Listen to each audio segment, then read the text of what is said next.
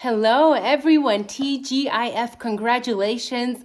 You made it to the end of the week. We did it. This week flew by. It's crazy here in Chicago today. So cold. Grab a drink, even if it's an adult drink, because we're allowed to indulge every now and then. I have water because, let's be real, it truly is the most adult beverage of all. Now, in honor of Chief Fry retiring before the trial starts, one of you sent me this beautiful gift I actually received yesterday, and I wanted to wear it in his honor because a lot of you have been saying that he's FBI. I understand he had some training, but that doesn't make him FBI. He may have ties with FBI agents after finishing his training, but that doesn't make him an agent. So if you guys are saying he is FBI, then I guess we can all just be FBI, because I also think we should invest, maybe start a GoFundMe for Moscow PD so that we can identify the fake people walking around town acting suspicious. Now, who saw the news? Who has seen the news? It's all over the place. WSU blowing up all over social media and major news channels. Now, WSU has a lot to do with the IDAHO4 case. If you have read any of the legal documents, you know WSU was directly involved in handling the DNA in this case, which we know has been problematic since day one. Now, today, WSU staff was demanding change of admin. They want to get rid of President Kirk Schultz. Now, why? Why do they want to kick him out of WSU along with a bunch of other people who've been there a long time? Grievances include financial stability declining rapidly, staff morale declining rapidly, university enrollment declining rapidly. This year, per the article I found, says university enrollment is down 16%. That is massive, especially for the little town of Pullman. We know that these towns are relying on these universities to get them through to the next pay period. Because without these universities, I'm not sure what people would do for a living. Because the universities, both WSU and Idaho, hire the majority of people in the towns surrounding, and they feed the locals, basically. Now, I wonder why. Why is enrollment down? Why is staff morale declining? Don't get lost. We will make it make sense, okay? Stay here, stay present. I will link it to the IDAHO4 very quickly here soon. Now, Police Sergeant Matt Kirst, December 2020. Who remembers this guy? I've talked about him before. Okay, this police sergeant did horrible things to a student, which I'm not going to go into detail because we saw what happened yesterday. We know who wants to control the narrative because they can very quickly delete whatever they want, meaning I have to do more work, right? We have to go back and edit certain things out or refilm, re-upload, demonetize. Why? Why is this narrative being controlled? So if you want to go read about what Police Sergeant Matt Kirst did to a student or with a student, go and read that yourself. Go Google it. Some of you have asked me, where do I get my information? The same place everybody else does. Go to the legal documents and use the internets, my friends. And this police sergeant, after the investigation was over, what happened? Nothing, right? A tiny bad cop. Bad. bad police sergeant, placed in home assignment. That was it. Do you think that's how these horrible crimes should be handled? What is going on in WSU? Is there more to this current story on why staff morale is down, on why university enrollment is down? Why don't they talk about these stories that we know are factual that have happened of so many police officers in WSU getting in trouble, committing illegal activity within their own department, within these towns that they are supposed to protect? Talk about that. Talk about the stuff that matters. Now, do you think that maybe things like this might negatively impact WSU's reputation? Meaning less students are less likely to enroll? Because I know if I had a teenage child or a teenage adult going to university, and if I saw a story like this one of police sergeant cursed, I would tell my child to go enroll in another university. What would you do? There's the other story, same place, WSU. 19-year-old student was found unalive January 2023. And then a second one, same month. Yeah. And who responded? Dawn Daniels. You guys know who she is, right? The assistant chief. I like to call her Dodgy Dawn because she seems dodgy. And when she responds to all these cases, she always says no foul play. You let me know. What do you think about that? What do you think about Dawn?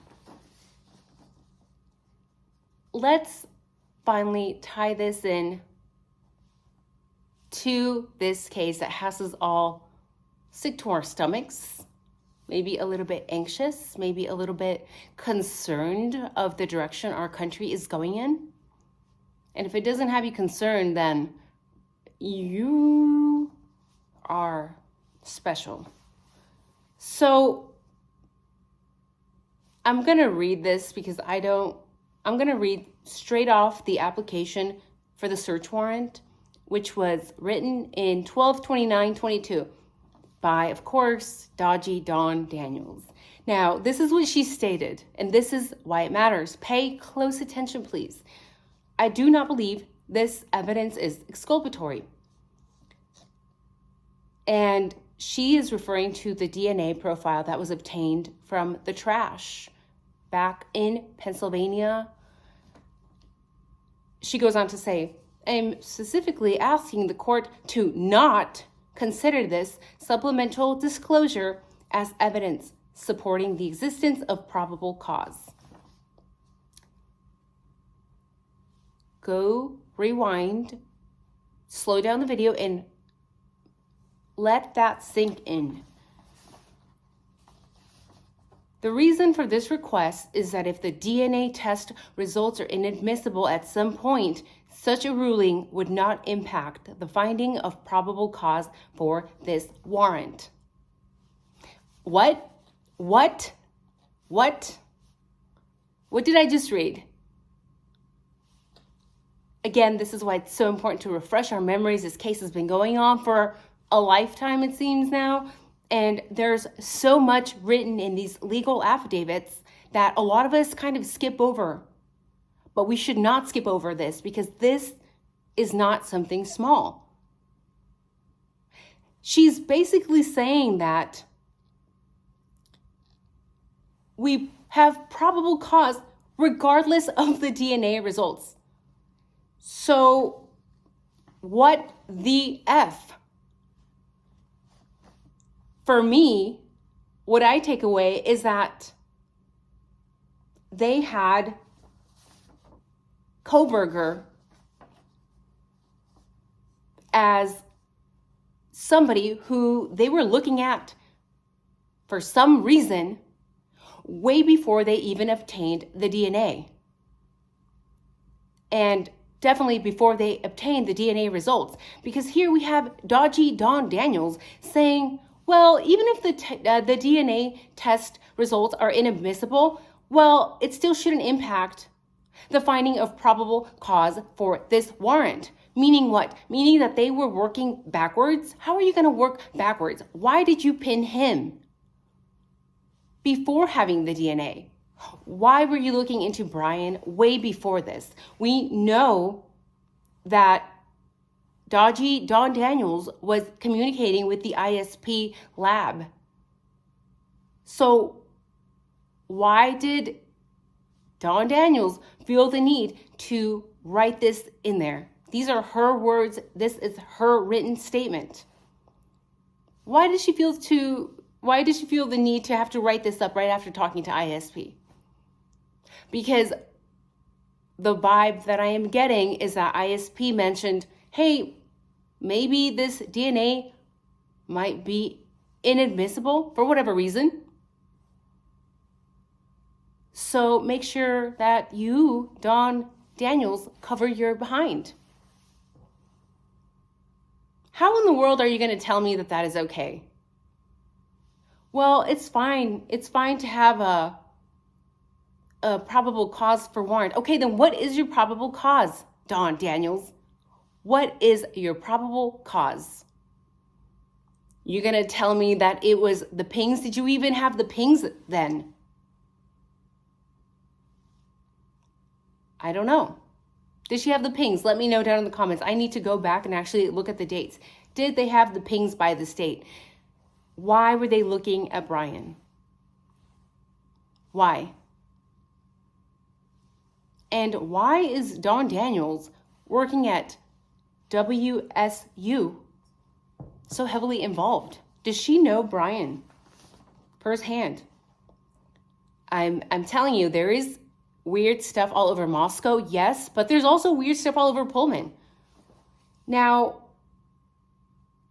not to mention, Chief of Pullman Police Department that interviewed Brian for the intern position, guess what he's doing now? He's the WSU police chief. That is right, ladies and gentlemen.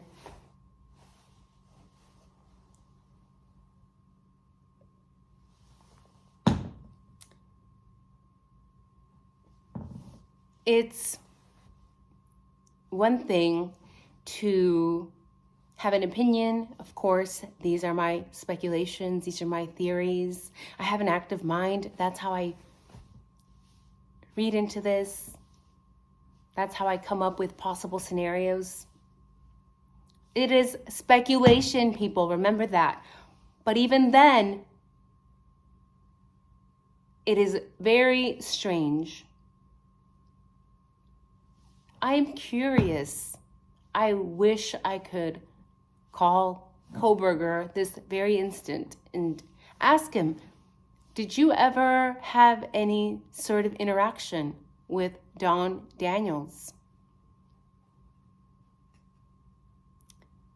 By the way, she's paid very nicely. And salaries, government salaries are open to the public. Go use the internet, look up her salary. Why is she getting paid so much? What does this woman know? Is it possible that Dodgy Don has something against Mr. Koberger? One can only speculate, right? But there are too many moving parts to this case, and these moving parts often tied together, and they often come back around to WSU and Idaho University. It's just interesting, isn't it? Now, just to talk about this before I go, some people say we shouldn't care because this is a whole psyop, or that we shouldn't care because we're wasting our time, and this doesn't matter, that there's larger things to worry about, or that we shouldn't care because all the victims are actually alive and well, and they're all informants, and they're all a part of a much larger investigation. Maybe.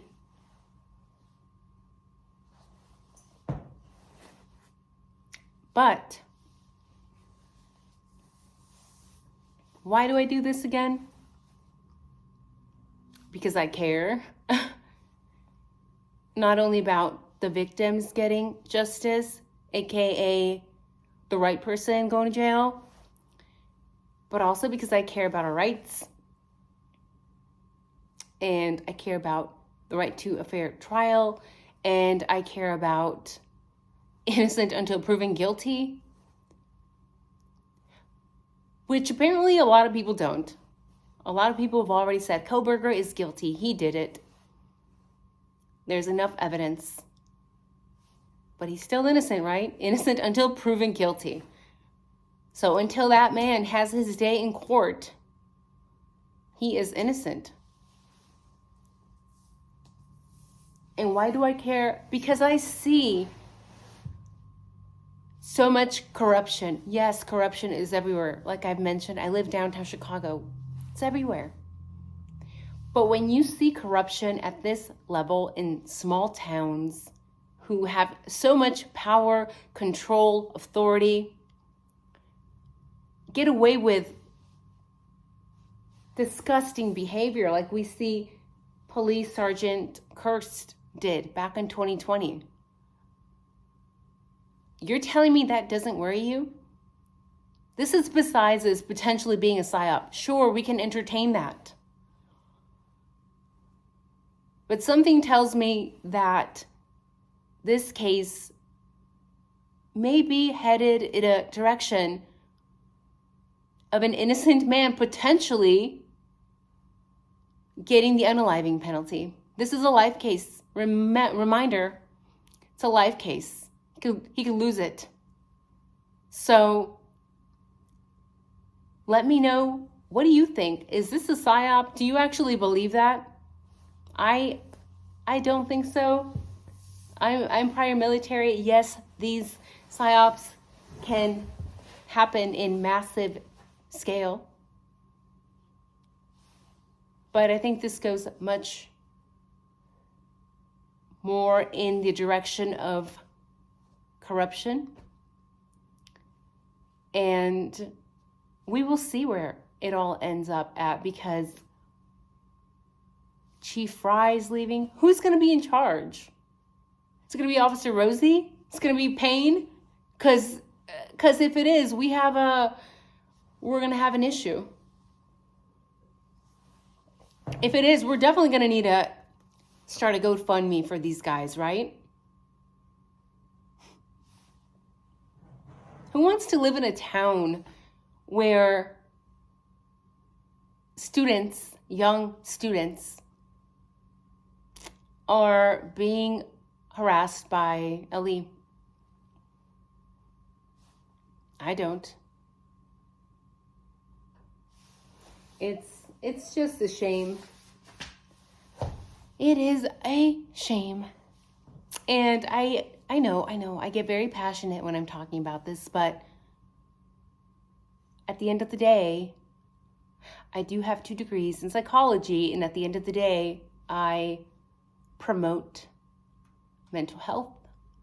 And if this case is causing you problems like you can't sleep, anxiety, whatever else, you need to back off. You need to make sure you're okay first. Because you can't run on empty. So, yes, I'm very passionate when I'm talking about these things, but remember, my day revolves around 2 other jobs. By the way, they're completely separate. I'm a scientist. I'm not going to go into detail what I do because it doesn't matter. And the other job involves high IQ children, neurodivergent children as well. So, yeah, I have time to back away from this, to collect myself, to focus on things that make me happy. And then I have the energy to come and do this. That's how I do this. So make sure that you guys are taking care of yourself. Why? So that we're healthy. Why? So that we can point out and have the mental energy to call out the BS, to call out corruption, to stand up to scary people. I don't care if it's Scott Green. I don't care if it's Chief Fry. I don't care if it's the FBI. I don't care. And of course, do it safely, do it respectfully. But energy, we need that. And water. So that is my little rant. I hope to have some time this weekend to do a live maybe. I think it'll be interesting. Again, I've never done one. Give me a thumbs up. Give the video a thumbs up and leave a comment. Please leave a comment. If you want to see a live, leave a thumbs up in the comment section for me, because it's gonna be teamwork for sure. You guys need to help me out. Again, I've never done one. I'm sure we can figure it out, even though we're not the most tech savvy. So have a wonderful weekend. Take care of yourself, eat healthy, get sleep, all that good stuff, and stay tuned on this case, because it's gonna go one of two ways. I think it's gonna be BK going to jail, or it's gonna be everything comes crashing down, right? Maybe, of course, maybe I'm just dreaming here. Maybe the corruption will be exposed. And let's be real, there's lots of it there, right? So you guys have a good night. Take care. Maybe you could get a third job. Because all you have to do is like a couple weeks, right? To be like Fry. All right. No tea today.